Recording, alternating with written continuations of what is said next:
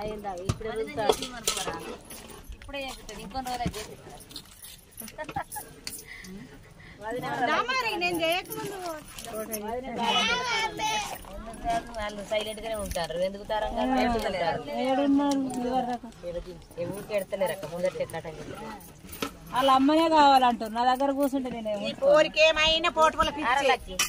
మదనం చెప్పి మనకు పోయిన ఈ పోటువలు మాను పోతాడు అదినే పోతాడు సబ్బు పెట్టుకోమన్నా కొద్ది సబ్బు పెట్టుకో